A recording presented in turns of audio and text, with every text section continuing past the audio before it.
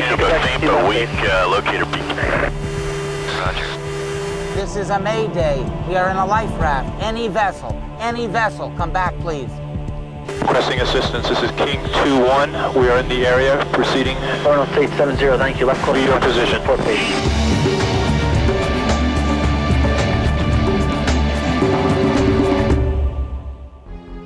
Being coastal unit, a lot of the rescue missions we get are out over the ocean.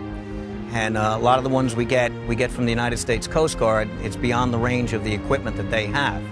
So normally what happens is the C-130 will launch and deploy PJs to the scene to start treating the survivors, get them in the raft, and get them prepped for pickup. The helicopters will follow after the C-130 because they're much slower in airspeed than the C-130s.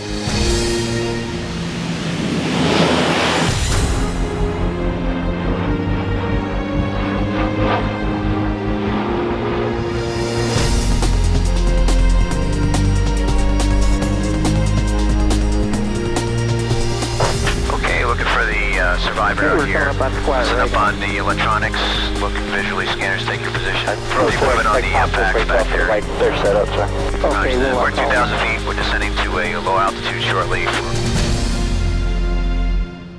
We have two missions, really. Our primary mission is combat search and rescue. And essentially what that is retrieving perhaps a pilot that's been shot down behind enemy lines. That would be a fairly typical scenario. We do also have a civilian search and rescue mission. We will sometimes assist the Coast Guard with some of their search and rescue missions. We perhaps might assist other federal agencies in disaster areas and that sort of thing. I consider myself lucky to be part of an organization like this.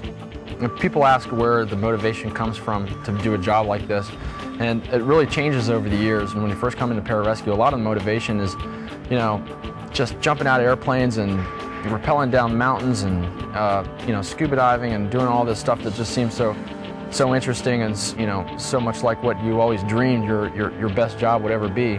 You know, as you grow, the motivation turns in the direction of helping people, and I think that's what most PJs will say about their jobs. Are we going to drop on this pass? Affirmative.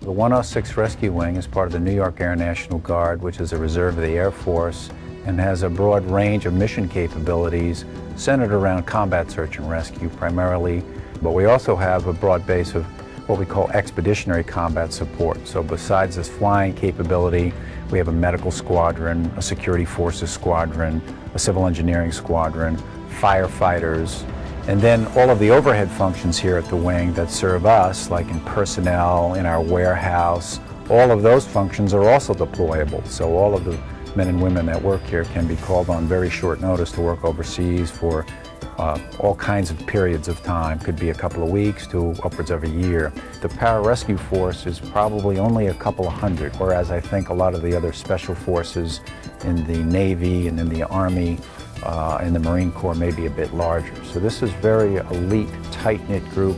There is so much sacrifice, so much dedication that's required. It's much, much more than one weekend a month and a couple of days a year. I think the term weekend warrior is an unfortunate term because most people in the know realize that that is not a term that should be applied anymore. Probably most people around the country, as they watch footage of activity in Iraq or Afghanistan, probably don't realize that many, many of those people are reservists. They're serving as, in quotes, part-time, but they really do make a full-time commitment.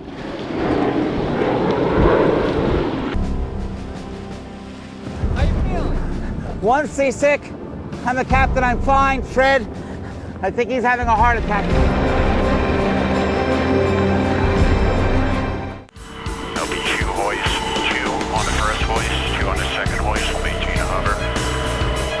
By you going in for a hoist of 2 and 1. Floating aircraft, forward 100 feet. Got a little bit of spraying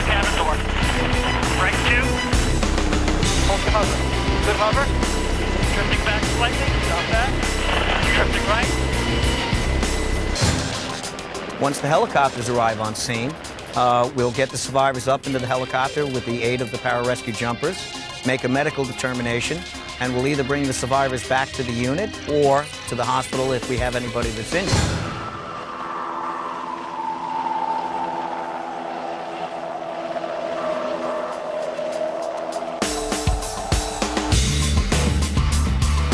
Our open ocean type rescues oftentimes are way out to sea.